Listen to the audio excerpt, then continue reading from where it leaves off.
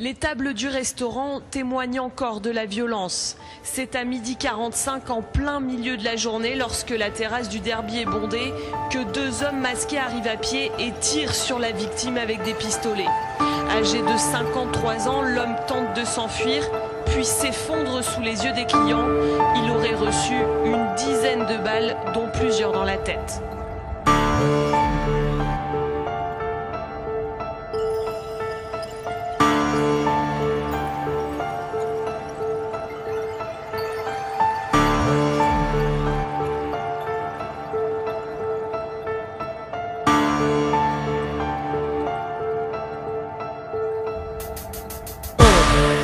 Ok, en direct de Marseille, P-Artiste.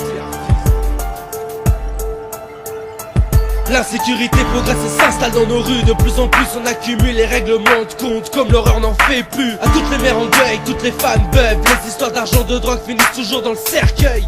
Société de consommation, on se consume, on nous vend de la matière et pourtant c'est eux qui nous fument. L'être humain s'autodétruit et y'a personne qui l'assume. Sexe, violence, meurtre et dérapage sur le bitume. Des hommes cagoulés, une grosse audie et dans le corps des sacs remplis de thunes. Comment mettre un terme à la violence? C'est un fonds de commerce pour l'État et peu importe les souffrances, peu importe les conséquences. Ils font des enquêtes mais c'est pour endormir la France. La rue a ses drames et sous les armes des innocents sont écroulés. La tristesse a ses larmes quand le sang ne cesse de couler. L'État est sensible, l'argent est pris pour cible. Rafale dans la ville. La gâchette est facile sous les yeux des clients. L'atmosphère est fragile, des impacts de balles, des traces de sang dans la ville. Certains actes ont leur folie mais leur raison. Et peu importe qu'il y ait du monde à l'horizon. Pour eux ce sera narco, braco, violence et prison. Dédicace ce texte à toutes les victimes de la rue. Pourquoi vivre par le crime? À tous les proches qu'on a perdus.